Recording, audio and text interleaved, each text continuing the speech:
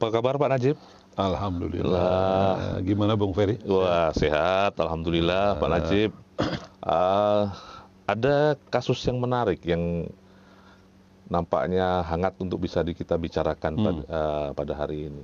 Apa itu? Terkait dengan ketika perusahaan mengajukan upaya hukum, mengajukan kepailitan atau mengajukan PKPU di Pengadilan Niaga. Seperti sebagian banyak kasus yang sekarang sedang terjadi. Menurut Pak Najib, itu siapakah yang memiliki kewenangan untuk mewakili korporasi atau perusahaan ketika yang bersangkutan hendak mengajukan PKPU umpamanya atau mengajukan kepailitan? Kira-kira siapa Pak yang memiliki kewenangan untuk itu? Oke, menarik sekali. Sobat Jogja Network sekalian. Sering di masyarakat ini orang tidak mengetahui ketika perusahaan itu bisa menggugat dan bisa juga digugat. Kenapa? Karena PT sebagai badan hukum dia mandiri. Aktivitasnya, kesehariannya diwakili oleh direksi. Ya. Jadi Bung Ferry, yang mewakili itu nanti direksi. Oh, direksi ya. Ya. Tapi badan hukumnya yang digugat sebagai badan hukum yang bisa melakukan aktivitas apapun itu yang keseharian diwakili oleh direksi. Oke, kemudian persoalannya adalah siapa yang boleh maju mewakili perseroan, apakah direktur utama atau wakil direktur atau direktur-direktur yang lain, atau salah satu di antaranya sebagai pemohon atau dia mewakili sebagai termohon.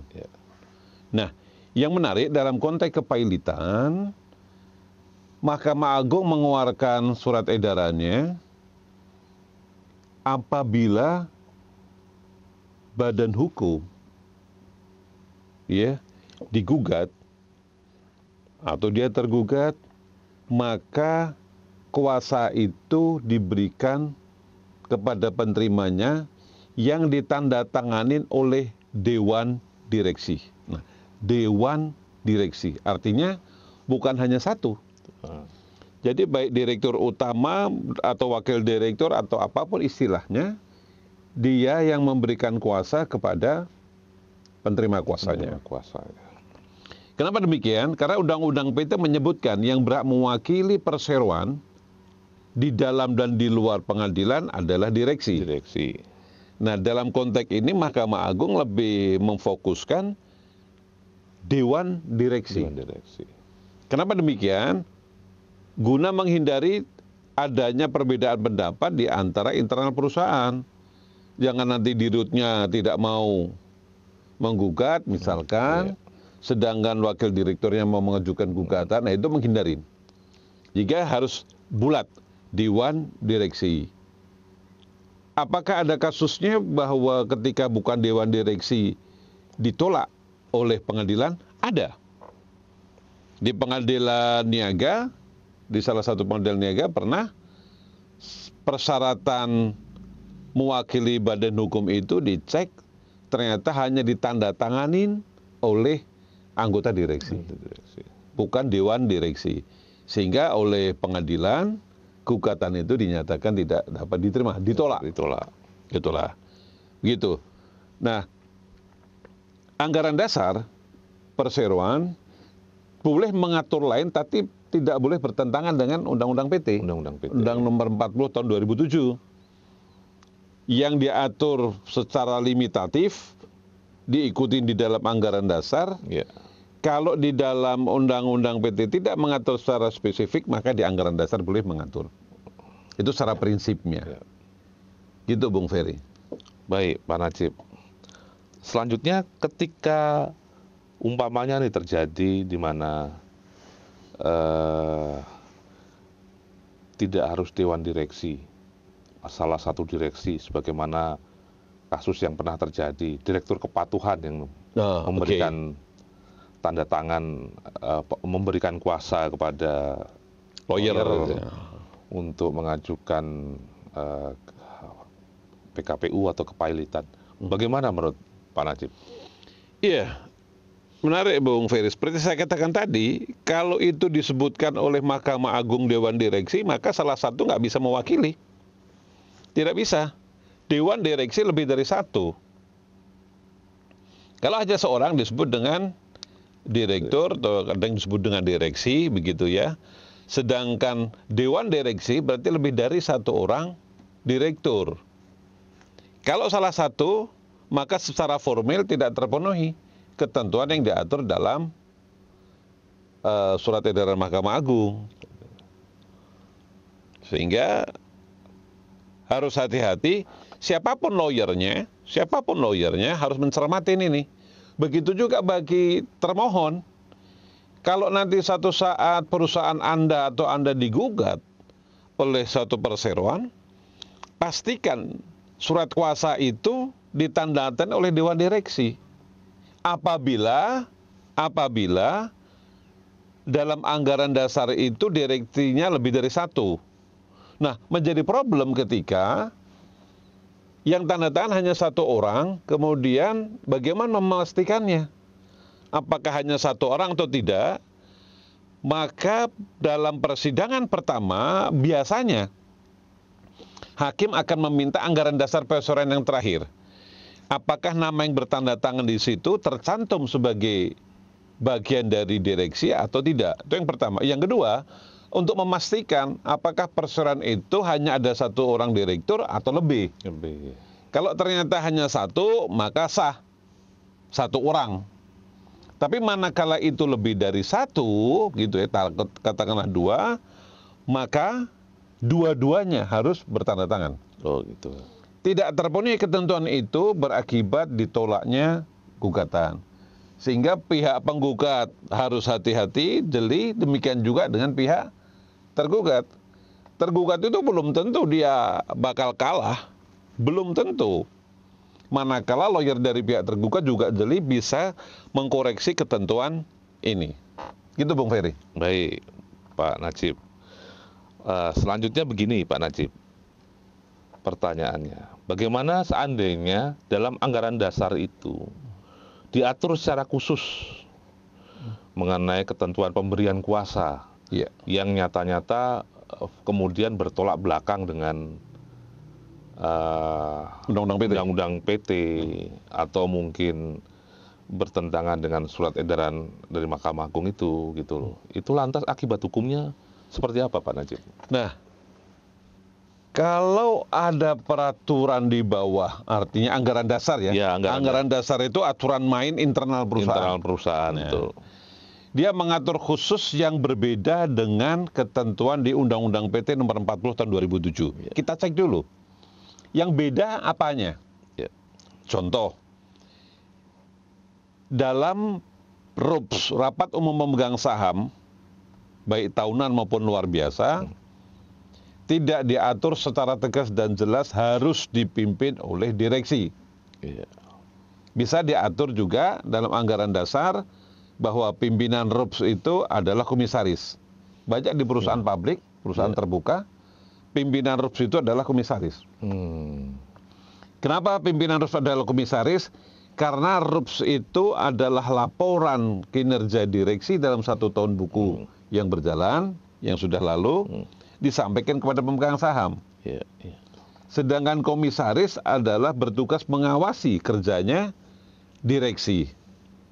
Nah, komisaris itulah yang memimpin rapat umum pemegang sahamnya.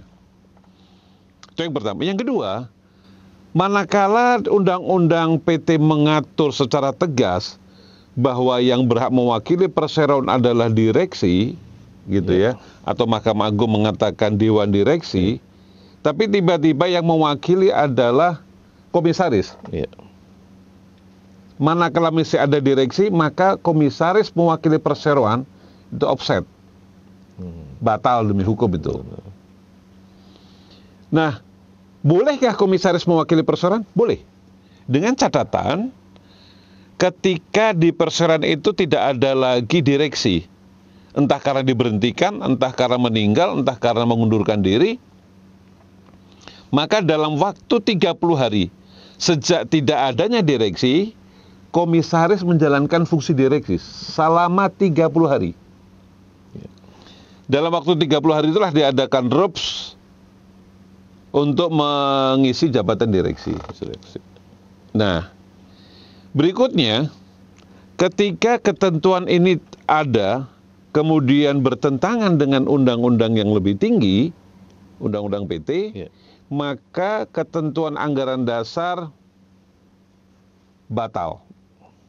Dia tidak bisa mengalahkan ketentuan lebih tinggi. Lex superior, delegat lagi generali. Inferior, maaf.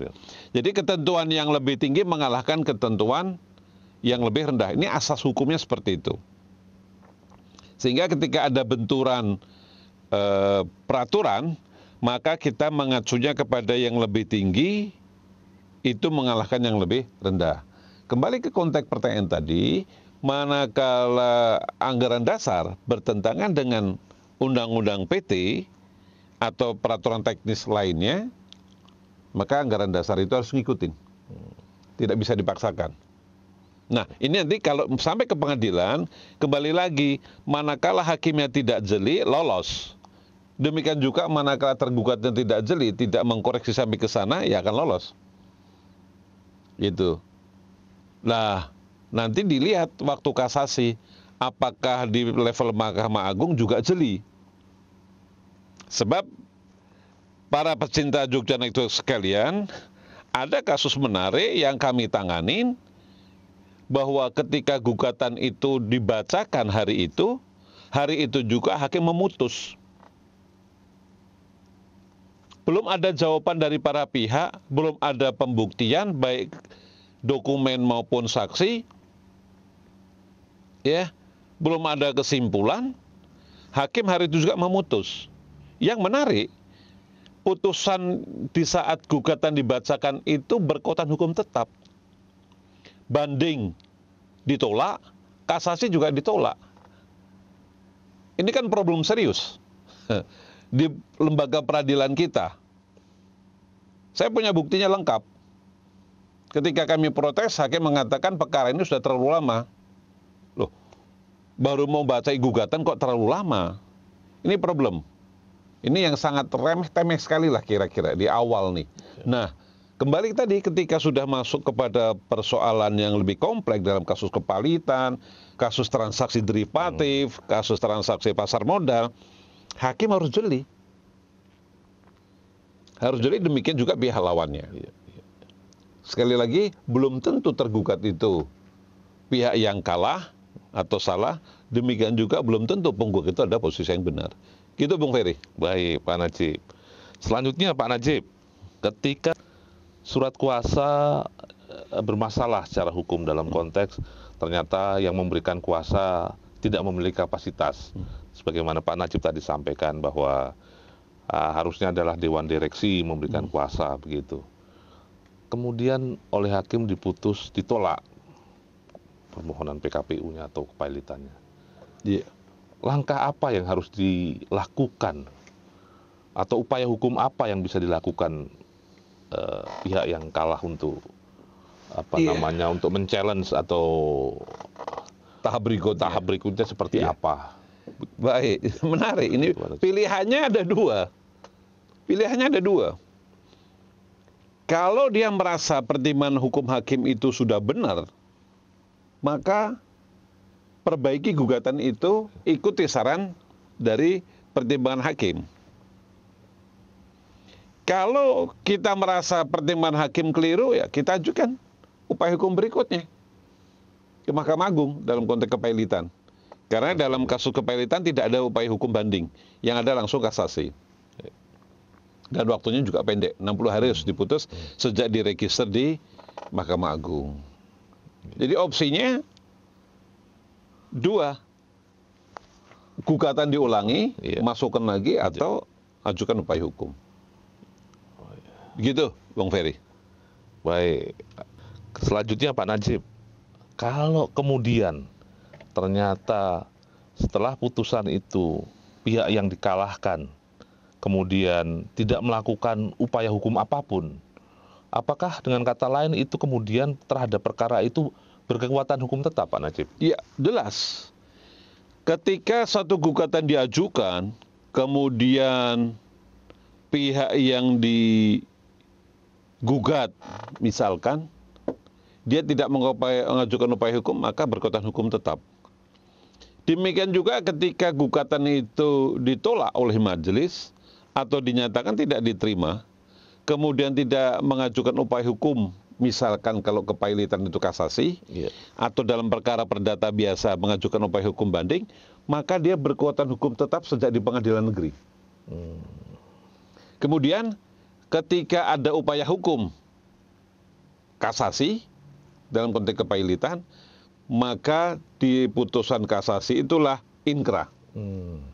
Nah, kalau dalam gugatan perdata biasa, kemudian diajukan upaya hukum banding, atas putusan banding itu para pihak tidak mengajukan upaya lebih lanjut ke Mahkamah Agung, maka dia inkrah di tingkat pengadilan tinggi. Terakhir, para pihak mengajukan upaya hukum kasasi, maka inkrah berkekuatan hukum tetap ada di level kasasi. Nah, sedangkan upaya hukum peninjauan kembali itu merupakan upaya hukum luar biasa. Kenapa luar biasa? Karena di kasasi ini adalah pertimbangan hukum yang terakhir oleh judek juris, oleh Mahkamah Agung. Kemudian upaya berikutnya adalah PK, peninjauan kembali. Andai kata ada hal yang akan dieksekusi, dia tidak menghalangi eksekusi. Sehingga disebut dengan upaya hukum luar biasa. Dan ini dia tidak merubah materi putusannya, kecuali apabila dalam pertimbangan hukum majelis PK dikatakan pengadilan di tingkat bawahnya melakukan dalam putusannya itu karena adanya kehilafan atau adanya novum, yang novum itu dianggap benar oleh forum peninjauan kembali, sehingga putusannya bisa dibatalkan. Gitu Bung Ferry. Baik. Pak Najib, lantas ketika atau upaya berapa waktu yang diperlukan ketika salah satu pihak ada yang dikalahkan untuk melakukan upaya hukum mengajukan kasasi? Butuh waktu berapa lama?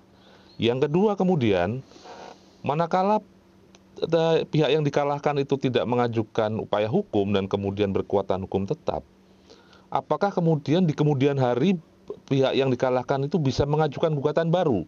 Apakah berlaku asas nebis in idem dalam kasus ini? Kalau dalam konteks kepailitan, Sobat Jogja Dekdo sekalian, itu beda dengan dalam konteks peradilan perdata biasa. Kalau peradilan perdata biasa, putusan pengadilan negeri, nanti kita banding ke pengadilan tinggi, kemudian kasasi ke Mahkamah Agung, kemudian upaya hukum luar biasa PK. Sebagaimana yang saya jelaskan tadi. Nah, di kasus kepailitan, itu upaya hukum kasasi dalam waktu 60 hari. 60 hari. Begitu diregister di Mahkamah Agung, maka 60 hari kemudian harus diputus. Jadi tingkat waktunya pendek. Nah, kemudian yang menarik adalah pihak yang tadi dikalahkan itu bisakah nanti di kemudian hari dia digugat, atau bahkan mungkin dia mengajukan upaya hukum atas dirinya dia sendiri, atau disebut dengan upaya hukum voluntary, sukarela. Yang pertama saya jawab, Bung Ferry, bahwa dalam undang-undang kepailitan itu disyaratkan adanya dua kreditur, ya, yang salah satunya sudah jatuh tempo dan dapat ditagih. Yang kedua,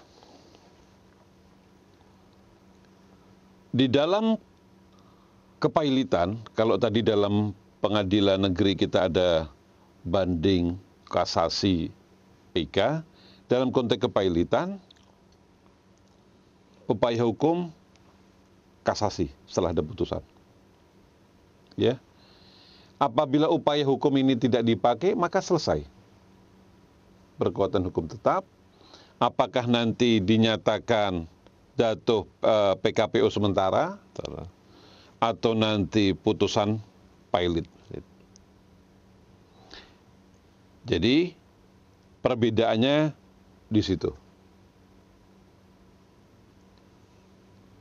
Dengan catatan dua kreditur tadi ini ada jatuh tempo dapat ditagih sekalipun yang satu belum.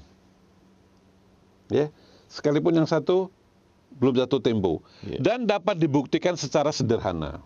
Baik. Jadi bisa dibuktikan bahwa benar si A berhutang kepada si B jumlahnya X rupiah dengan batas waktu mungkin 3 bulan, 4 bulan, setahun, 2 tahun. Ternyata terlampaui sudah waktu yang disepakati di dalam perjanjian, sehingga itu sudah jatuh tempo. Dapat ditagih. Nah, dalam undang-undang kepailitan kita tidak mengatur tentang berapa besaran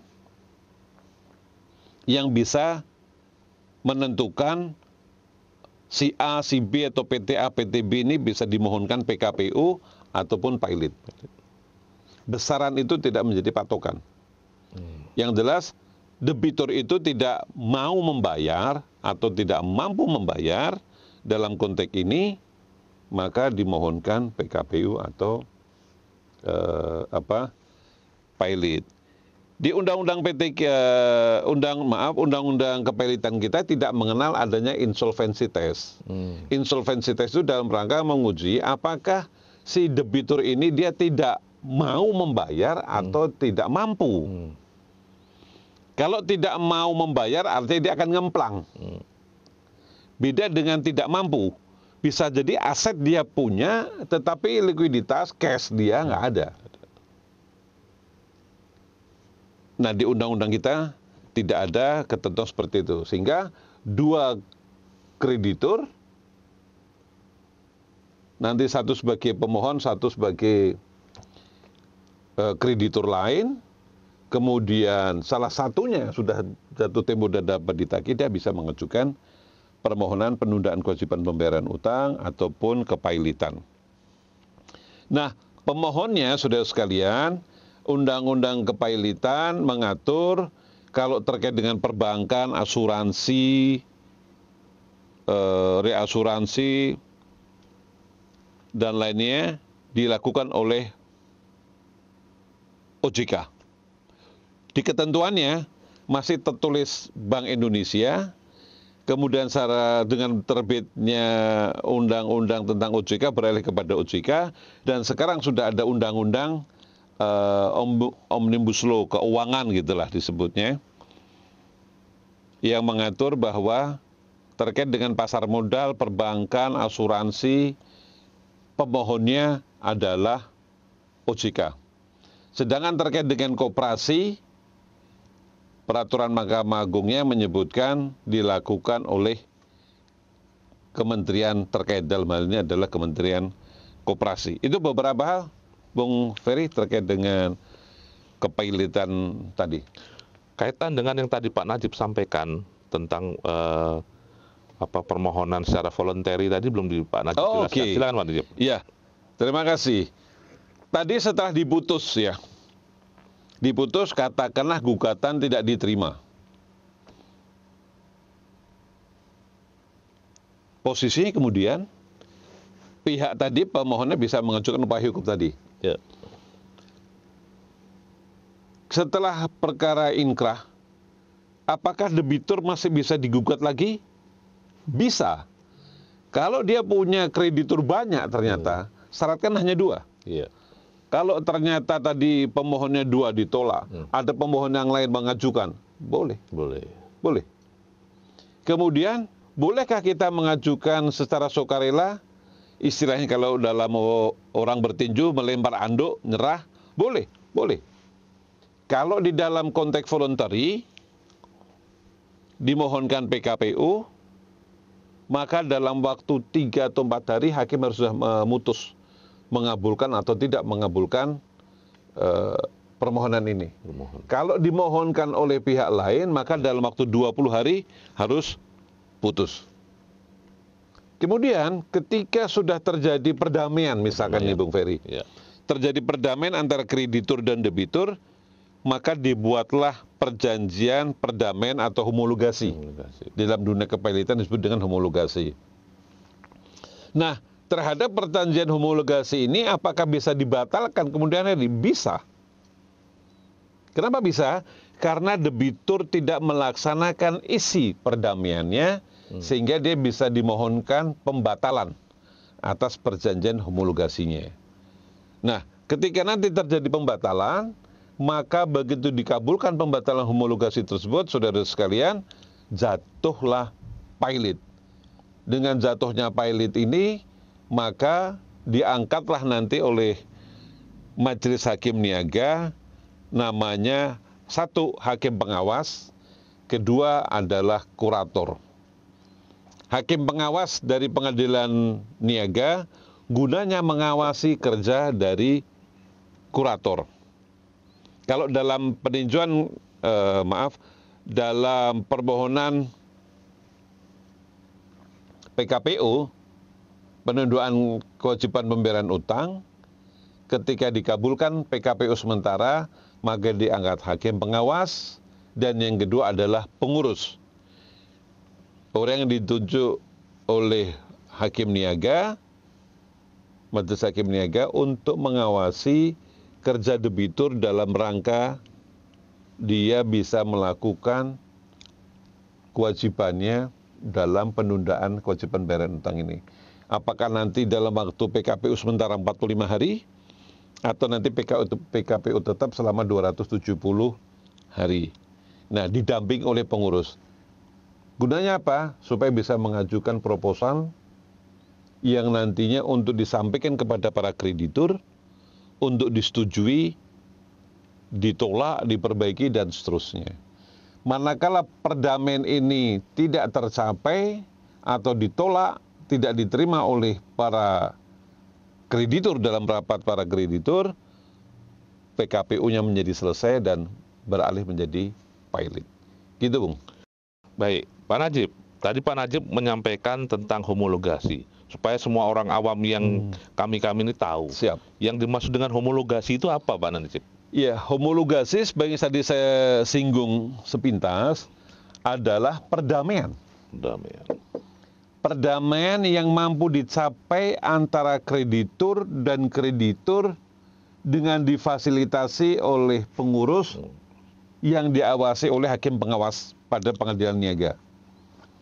Nah, pecinta Jogja Anekdot sekalian, homologasi ini berangkat dari apakah ketika debitur tadi itu dimohonkan PKPU, dia mengajukan usulan penundaan kewajiban dalam penundaan pembayaran utang ini, dia mengusulkan perdamaian atau tidak.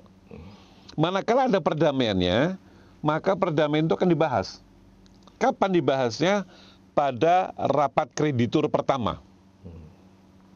Jadi pada saat diputus jatuh PKPU, berarti dia PKPU sementara. Dalam 45 hari. Kemudian nanti akan diumumkan di media cetak, nasional maupun lokal, oleh pengurus. Di sana akan dicantumkan nomor putusan PKPU-nya, tanggal berapa diputus, hakim pengawas namanya siapa, kemudian nama pengurus siapa, kemudian ada nanti pengumuman rapat kreditur pertama. Kemudian ada nanti verifikasi. Nah, dalam rapat kreditur pertama inilah nanti diusulkan proposal dari debitur kepada para kreditur. Gunanya apa? Gunanya dibahas. Dibahas untuk kepentingan apa? Untuk kepentingan kedua belah pihak, debitur dan kreditur. Apakah nanti proposal ini bisa disetujui secara bulat atau tidak? Nah, dalam voting nantinya, saudara sekalian, setiap 10 juta rupiah itu mempunyai hak suara satu. Jadi kalau pecinta Jogja Network mempunyai tagihan 100 juta, berarti punya hak 10 suara dalam votingnya, gitu Bung Ferry. Nah, dalam rapat kreditur itulah nanti di total berapa suara setuju, berapa suara tidak setuju. Baik. Sebagaimana diatur dalam ketentuan di Undang-Undang Kepailitan, apabila nanti voting itu mengabulkan, setuju atau menolak, maka nanti dibuat putusannya, perdamaiannya dituangkan dalam putusan homologasi. Istilah awamnya disebut dengan perdamaian. Dan itu nanti akan tercantum di dalam putusan itu isinya. Yang disepakatin apa, tenor tenggang waktu pengembaliannya kapan, kemudian ketentuan-ketentuan lain apa, disepakatin itu. Baik itu kepada kreditur yang mempunyai hak kebendaan seperti hak gadai, fidusia, hak tanggungan, karyawan, pajak, dan kreditur yang tidak mempunyai hak kebendaan seperti itu. Sehingga dia nanti disebut dengan kreditur konkuren. Begitu, Bung Ferry. Baik, Pak Najib. Lantas ketika sudah jatuh nih putusan putusan PKPU. Homologasi ya, putusan Iya. putusan perdamaian homologasi itu. Selanjutnya terkait dengan itu kan ada setelah disepakati tenor pembayaran kepada para kreditur. Nah, itu terus yang akan kemudian melakukan pembayaran itu apakah si debitur itu sendiri atau ditunjuk pengurus yang akan mewakili kepentingan debitur untuk melakukan pembayaran terhadap kewajibannya terhadap kreditur, atau bagaimana Pak Najib? Jadi gini Bung Ferry, yang melakukan pembayaran kepada para kreditur nantinya ya si debitur. Sebelum terjadi perdamaian, maka keberadaan pengurus ini tetap terus mengawal. Oh, mengawal. Apabila terjadi perdamaian, maka dibuat kesepakatan perdamaian yang melibatkan kreditur, debitur, hakim pengawas, dan pengurus. Nanti juga ada panitranya terkait dengan putusan. Apabila dalam PKPU sementara 45 hari atau PKPU tetap 270 hari tidak tercapai perdamaian, terlalu alot begitu ya, maka pada hari ke-271 jatuh pailit. Dengan jatuh pailit ini, maka fungsi pengurus berubah dari pengurus menjadi kurator untuk melakukan pemberesan harta pailit dari debitur. Sehingga keberadaan forum kreditur itu sangat penting sekali bagi para kreditur untuk mengusulkan proposalnya. Mungkin tidak sekali jadi, bisa 2 kali, bisa 3 kali, bisa 4 kali. Pengalaman kami dalam mengurus terkait dengan PKPU ini maupun sebagai pihak debitur, kami pernah sampai 6 kali proposal itu ditolak. Kemudian proposal terakhir kita ajukan, disetujuin, dibuat perdamaiannya, homologasinya, kemudian dibacakan dalam putusan persidangan yang mengikat bagi kreditur, debitur seluruhnya. Gitu, Bu. Baik, Pak Najib. Ketika si debitur ini setelah terputusan PKPU menjalankan kewajibannya pembayaran kepada pihak kreditur, tapi kemudian tidak bisa melanjutkan, gagal bayar lah, atau mungkin bukan prestasi. Tadi Pak Najib sampaikan kan secara otomatis jatuh pailit. Ya. Jatuh pailitnya ini apakah harus dimohonkan terlebih dahulu ke pengadilan niaga atau secara otomatis? Yang kedua, apakah yang menjadi tadi disampaikan yang pengurus berubah menjadi kurator itu, apakah secara otomatis pengurus yang dulu mengurusi dalam tahapan proses PKPU, terus kemudian ketika jatuh pailit dia juga yang akan mengurusi sebagai kuratornya, atau bisa kurator yang lain, Pak Najib? Ya, baik Bung Ferry, ini menarik. bahwa dengan debitur itu gagal memenuhi kewajibannya yang tercantum di dalam perdamaian atau dalam homologasi, kalau itu dimohonkan pembatalan dan dikabulkan, maka otomatis jatuh pilot. Kemudian, seperti yang saya jelaskan tadi, kalau proposal ini ditolak, otomatis jatuh pilot. Jadi, kalau belum ada pembatalan homologasi, dia tetap berjalan. Iya. Kalau proposal ditolak, maka jatuh pilot. Oh, gitu. Iya. Nah, pengurus beralih menjadi kurator, itu secara normatifnya otomatis. Itu yang pertama. Kemudian yang kedua, bisa jadi tidak otomatis karena mungkin kurator yang pengurusnya mengundurkan diri, sehingga ditunjuk nanti kurator yang baru. Diusulkan oleh pemohon, nama kuratornya dengan syarat dia tidak menangani lebih dari 3 perkara. Maksimal kurator boleh menangani 3 perkara, dia tidak boleh lebih. Karena terlalu kompleks permasalahan dalam kepailitan. Sehingga kalau dia tidak sanggup mengundurkan diri, atau dia sudah berjalan di tengah jalan dia mengundurkan diri, maka akan diangkat kurator pengganti. Kurator pengganti. Saya pernah menanganin perkara di Pengadilan Niaga Jawa Timur di Surabaya. Saya sebagai kurator pengganti menggantikan kurator yang sebelumnya. Jadi gambarannya begitu, Bung Ferry, secara awal dalam memahami siapa yang berhak mengajukan atau dimohonkan kalau itu konteksnya perseroan dalam upaya PKP maupun kepailitan sampai terkait dengan homologasi ini. Baik. Begitu, Bung Ferry. Terakhir, Pak Najib, boleh? Siap.